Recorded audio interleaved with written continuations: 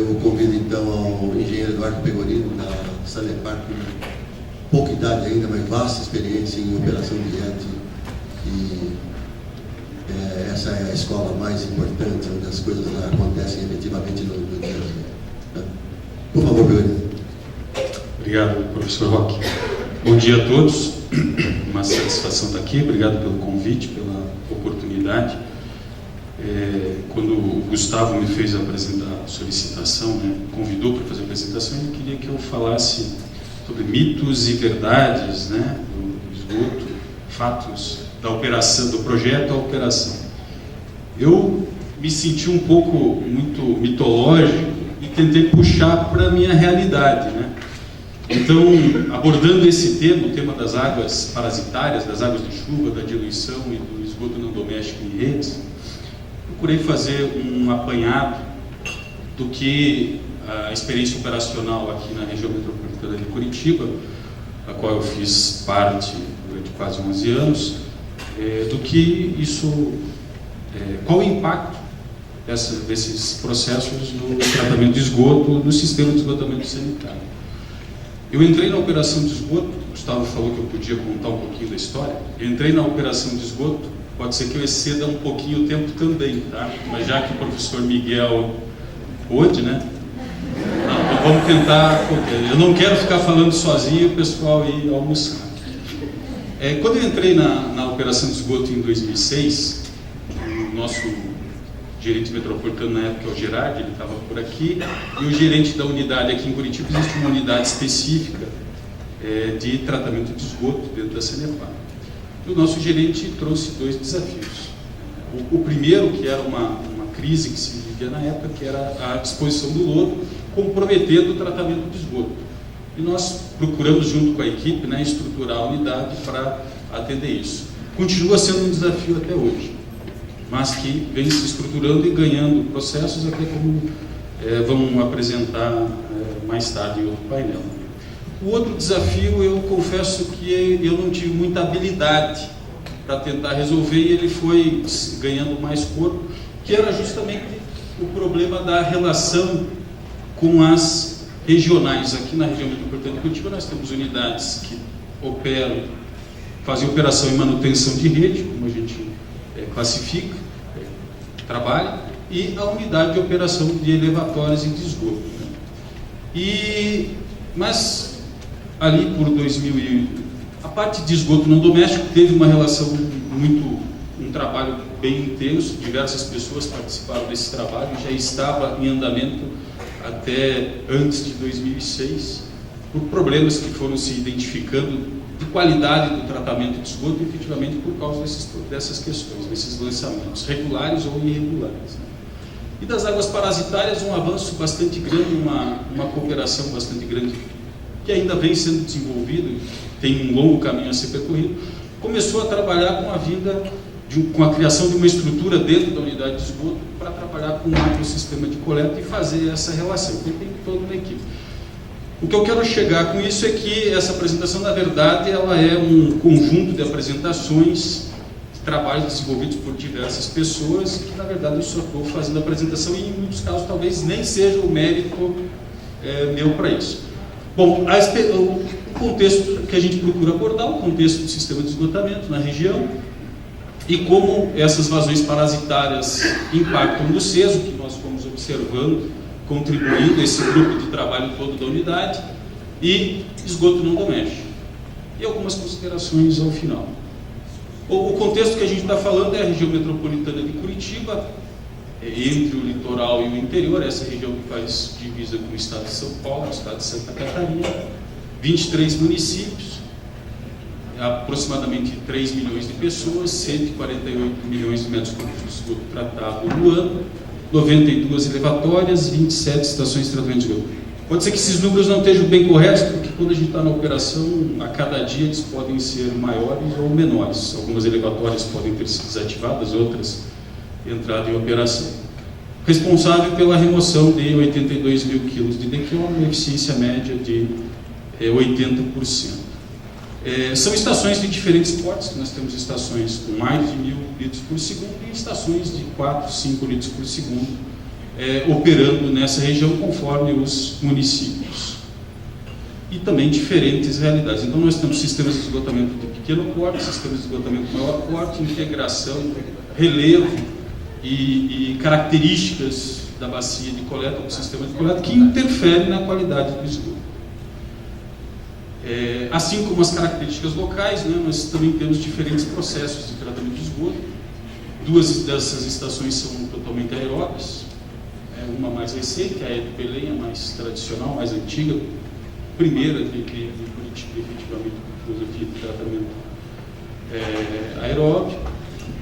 Todas as outras estações têm, em alguma etapa, na primeira etapa, processos anaeróbios, seguidos de processos aeróbios ou processos físico-químicos, ou apenas estações, apenas os reatores como processo. Isso é importante porque o impacto também dos esgotos não domésticos e da água parasitária das estações tem um comportamento, embora a lógica seja a mesma, tem um comportamento um pouco diferente.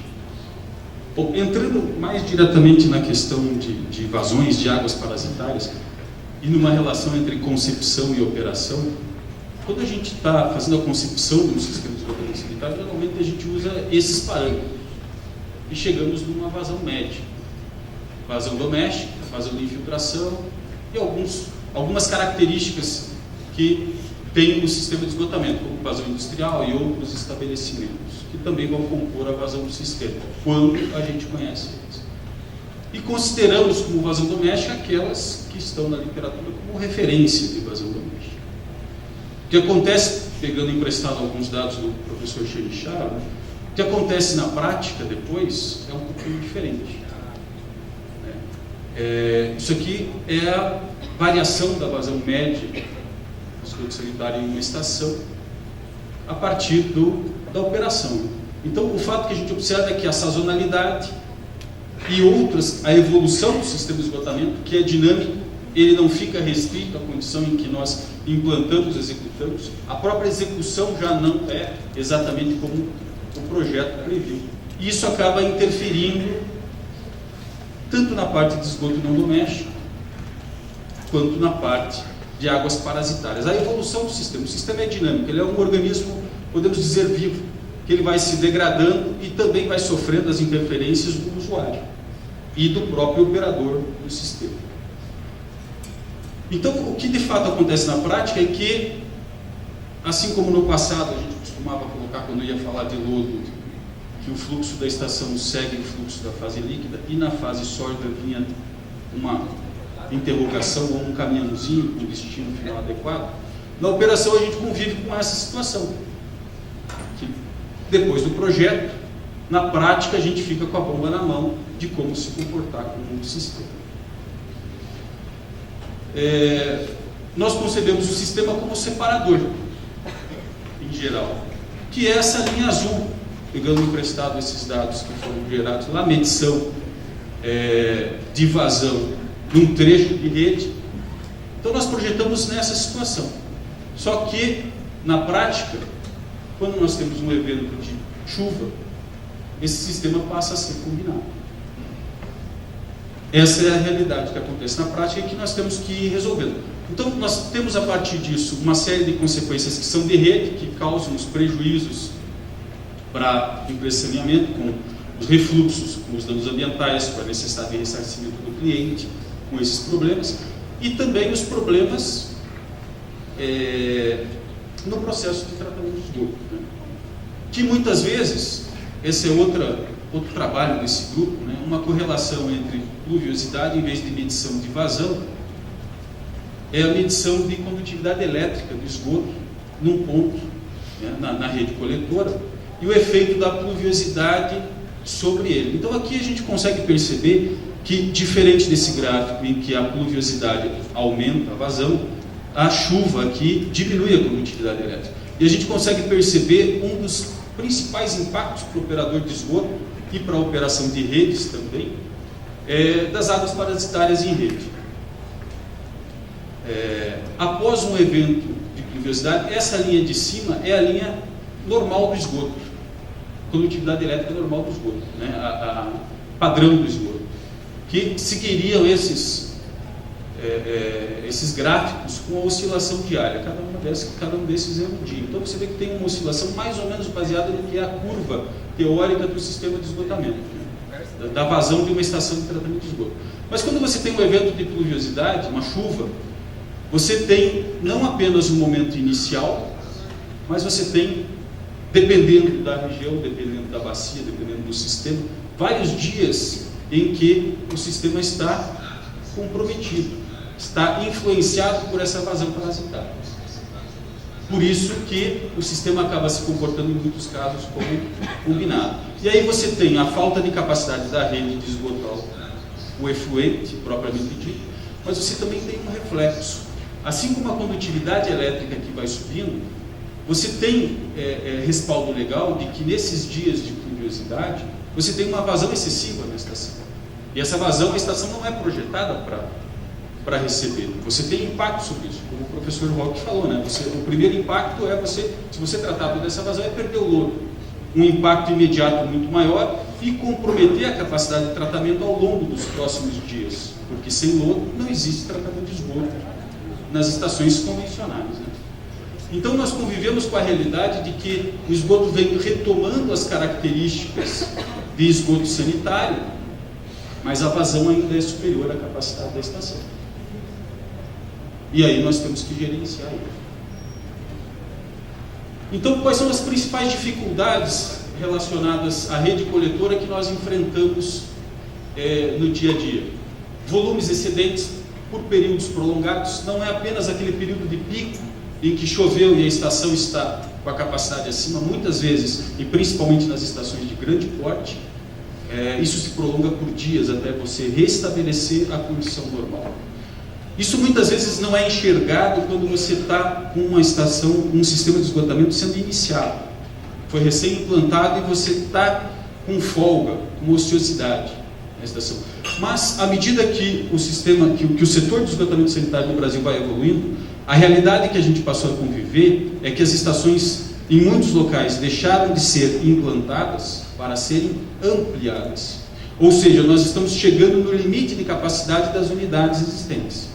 E quando nós dimensionamos as estações, nós prevemos os picos de vazão, mais ou menos como aquela curva de vazão que nós identificamos ali com o tempo seco, mas nós chegamos à situação de que, por vários dias, a vazão pode ser superior à capacidade de tratamento.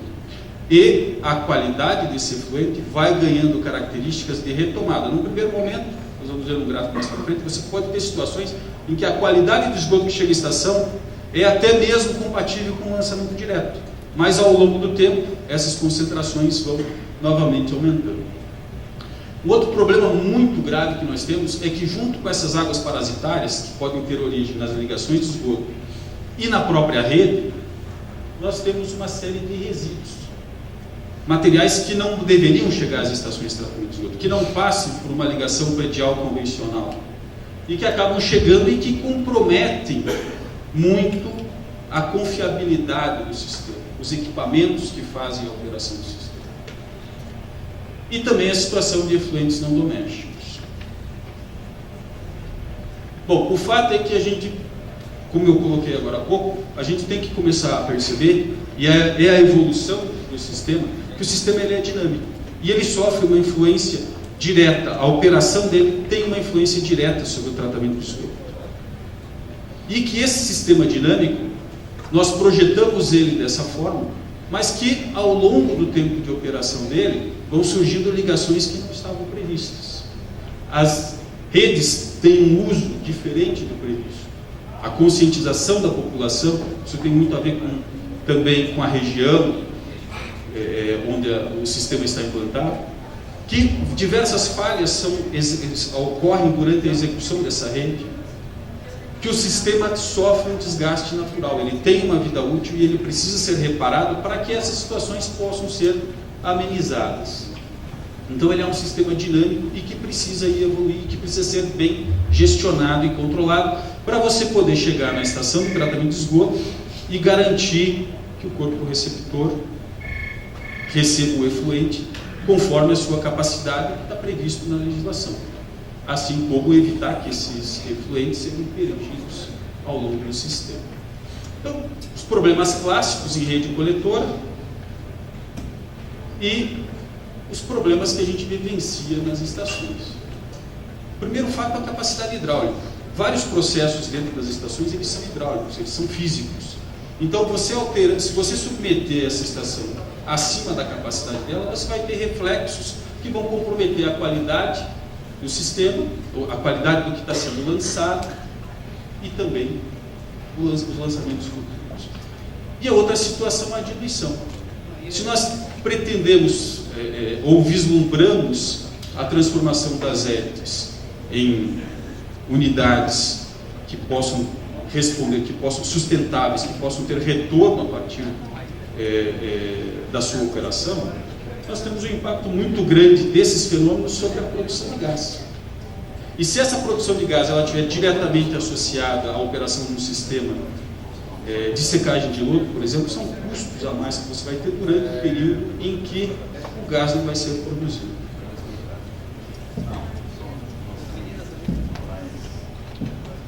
Comparação, o efeito da diluição no afluente das estações.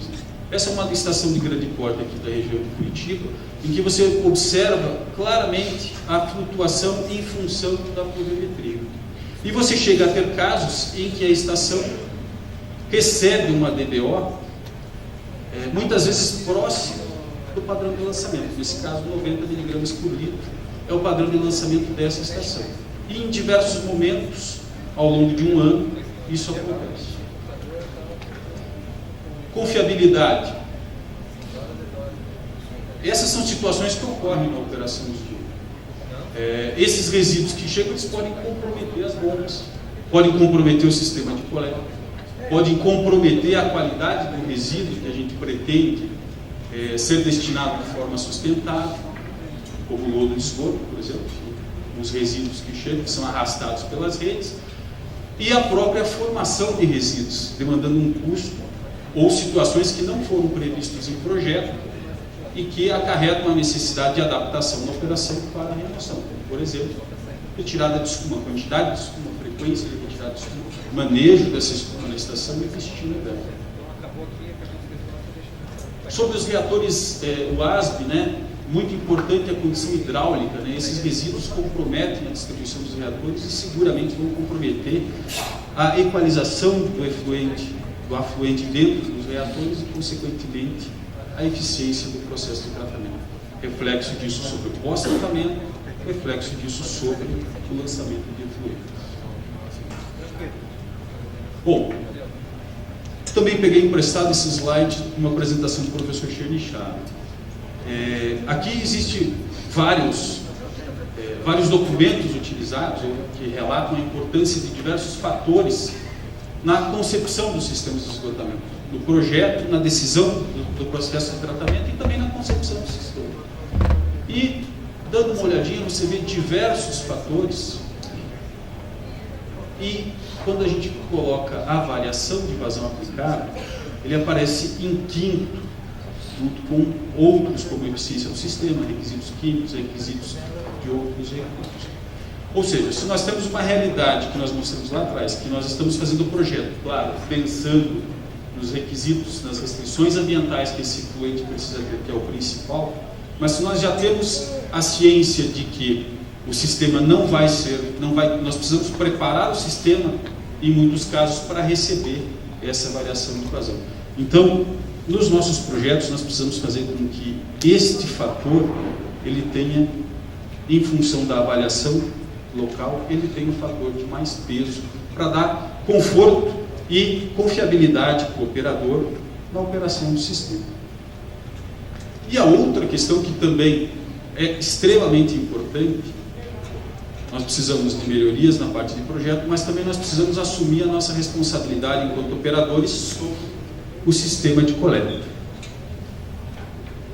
Então nós precisamos operar efetivamente o sistema de coleta de esgoto, tomando ações sobre a conscientização do usuário, do cliente, fiscalização mais assertiva sobre as obras, vistorias constantes, frequentes, programadas sobre a rede coletora, buscando encontrar os defeitos que ela tem, que vão surgindo à medida que a vida útil do sistema vai avançando e que precisam ser corrigidos. Medição no sistema, medições de vazão ao longo do sistema de coleta, para você poder priorizar intervenções, e vistorias nas ligações. Esses dois sentidos, nós trabalharmos melhor as considerações do projeto para preparar as estações para determinadas situações, o que vai envolver custos, e assumir a responsabilidade. Esse é o trabalho que vem sendo feito por essa área, que vem iniciando nessa área que foi criada dentro da gerência de esgoto da região metropolitana. Dar suporte para as unidades de operação de rede, para fazer uma intervenção mais assertiva, corrigindo efetivamente os problemas que isso gera no sistema como um todo e na estação de tratamento do esgoto. Bom, voltando um pouquinho agora, como é que está meu tempo? Voltando agora um pouco para esgoto não doméstico, a segunda questão relacionada, então eu vou estourar, mas não vai ser muito. Voltando à questão para esgoto não doméstico. Atualmente não, isso é questão de 1 ano e meio atrás, nós tínhamos aproximadamente 3.800 ligações de esgoto não doméstico na região metropolitana de Curitiba. Ligações diretas na rede coletora. E aproximadamente 260 empresas cadastradas que faziam uso de caminhões de sucção para descarregar seus efluentes numa estação de tratamento de esgoto.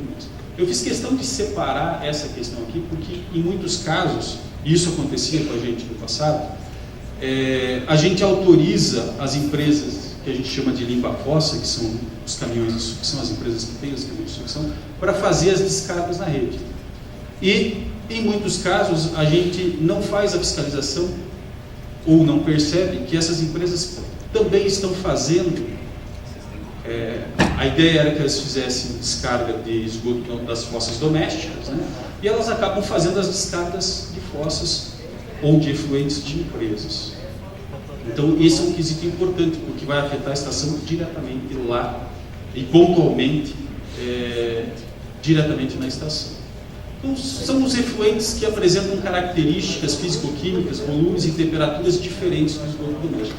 Então, elas vão muito além do que ligações industriais. Além das ligações industriais em geral, indústrias químicas, indústrias de alimentos e outros grupos, nós temos galvanoplastias com metais pesados, nós temos hospitais e clínicas com problemas sanitários, nós temos lavanderias.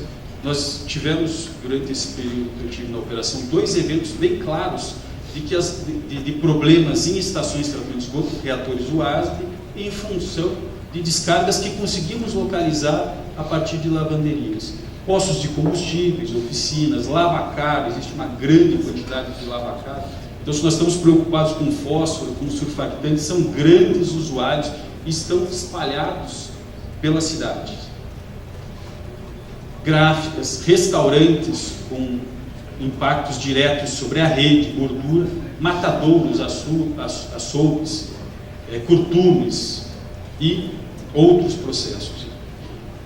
Assim como a rede coletora, é importante a gente frisar que, assim como o problema de águas pluviais, quando a gente faz o projeto do sistema de esgotamento sanitário, a gente pega um extrato da situação de efluentes não domésticos que ocorrem nessa. Isso já está bem consolidado dentro da Sanepar, a análise dos grandes contribuidores, dos grandes clientes, grandes consumidores, né? Mas ele é um sistema dinâmico e muitas outras ligações regulares ou irregulares vão aparecer ao longo do tempo. E normalmente são essas as que nos dão problema, as irregulares. E a dificuldade de você detectar elas é muito grande. Bom, além do problema nas estações de tratamento de esgoto, nós temos outros problemas relacionados com esgotos não domésticos. Riscos à saúde dos operadores, né? Doenças verminosas, utensílios perfurantes, cortantes, efluente de clínicas e hospitais, inflamabilidade, explosão, principalmente relacionado a combustíveis, incrustações e obstruções de rede, volatilização de gases tóxicos, corrosão das instalações do sistema de esgotamento sanitário. Né? Problema claro de obstrução. O professor Chinicharo falou há pouco sobre a questão do papel higiênico. Nós tivemos uma situação que o papel higiênico não foi problema na estação. É uma multinacional que tinha como regra da matriz, norma da matriz, que padrão de qualidade, que não poderia haver coleta, o papel higiênico deveria ser lançado na rede, não poderia haver coleta de papel higiênico. Mas tivemos uma série de problemas na ligação, decorrente desse lançamento em rede. E os problemas operacionais. A Sanepar começou a trabalhar com esgoto não doméstico mais ou menos em 1999, houve uma iniciativa no norte do estado com relação ao programa de despoluição ambiental, vistoria de ligações.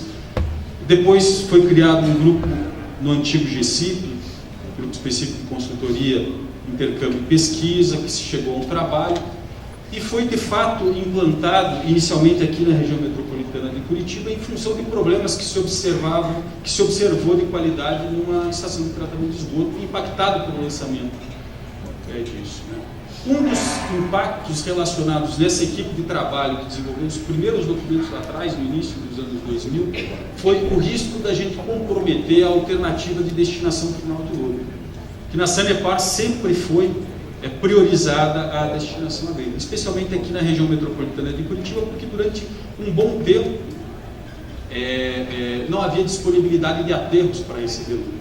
Então, o recebimento de efluentes não domésticos ele pode ter um impacto significativo sobre a sustentabilidade da destinação dos resíduos que a gente tem como consequência do processo de tratamento. Seja pela contaminação química, como por exemplo metais pesados, ou por lixo, material inerte que não é de interesse se aplicar na agricultura.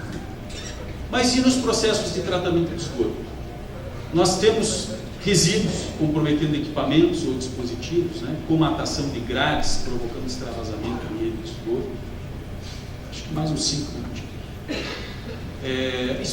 Escuma, comprometendo a operação, complicando a remoção, o destino. Espuma. Nossos sistemas em geral não são preparados para remover esses surfactantes, esses compostos que geram espuma, e isso acaba impactando sobre o visual do corpo receptor. É comum os nossos processos terem, os nossos lançamentos terem que ser adaptados para evitar a formação de espuma. O aumento da carga orgânica, que até determinado ponto pode ser visto como um custo, mas também pode ser uma receita, dependendo da forma como a empresa de saneamento vai fazer a gestão dos seus esgotos domésticos. Essa carga, além da carga usual doméstica, ela pode ser cobrada para ser tratada, mas as estações de tratamento de esgoto precisam ser preparadas para receber isso.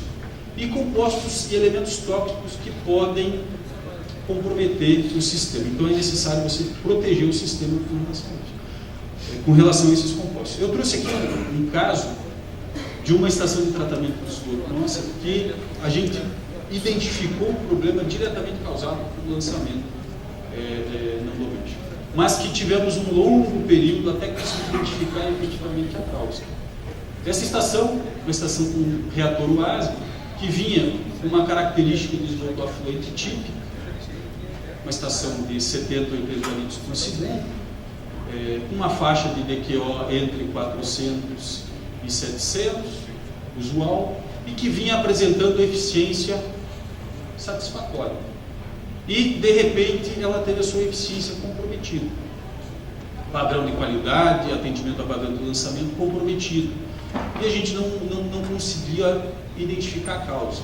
Excesso de lodo, vai se buscando causa, fluidização de lodo dentro do reator. E essas descargas, elas foram causadas por uma lavanderia industrial, mas a questão é como você chegar na identificação. Porque as descargas eram pontuais e usualmente realizadas nos finais de semana e fora do horário usual de expediente. Uma estação que tinha operação apenas durante o horário comercial. Então, como que você identifica isso? Elas aconteciam usualmente antes do operador aparecer. A gente só conseguiu A gente só conseguiu perceber isso porque os lançamentos começaram a se intensificar. E a forma de identificação disso foi pelo visual e pela análise de pH, que começamos a identificar pH acima de 8, acima de 9, acima de 10 em determinadas vezes. E começamos a fazer batidas para conseguir identificar a origem disso. Mas um sistema estabelecido, como é que você faz a identificação? Se for uma empresa cadastrada, você pega a relação de empresas que estão dentro do cadastro e vai atrás delas, procura identificar. Mas aí, esse é o primeiro passo, mas aí você não identifica irregularidades. Cada pontinho vermelho desses que provavelmente vocês não estão conseguindo enxergar, mas eles estão ali, representa uma ligação não doméstica na rede, nessa bacia, nesse sistema de esgotamento. Então a gente só vai conseguir identificar, a gente precisa de um longo tempo. Caracterização, a gente precisa primeiro caracterizar o efluente que está chegando na estação, alguma característica que permita classificar a tipologia, procurar nos diversos setores do sistema de coleta, aonde existem vestígios de algo semelhante, para você conseguir identificar a ligação e comprovar que é ela. Numa situação usual, isso aqui demora meses, porque as descargas, volto a insistir, elas são pontuais, mas os reflexos dela são contínuos, não são momentâneos. Bom, como é que você faz, qual é a proatividade que nós temos dentro desse sistema para tentar corrigir isso? É a gestão dos efluentes não domésticos. Então, a partir lá dos trabalhos de 2002, 2004, criaram-se grupos de trabalho para tentar instituir uma metodologia, um roteiro de trabalho para você padronizar o recebimento do esgoto não doméstico, limitar a características que possam ser atendidas e regular o sistema, permitindo inclusive que você aplique sanções caso sejam identificados os problemas. Vou passar a ti, depois quem quiser ver, tem a sequência, o fluxo do processo que esse grupo identificou e que é o procedimento atual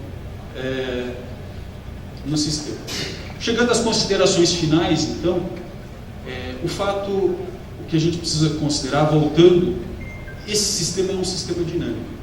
Ele está diretamente relacionado com o usuário, o poder concedente, as diversas atividades do poder concedente, diretamente relacionado com a drenagem urbana, com o uso da rede pelo cliente, pelo poder concedente.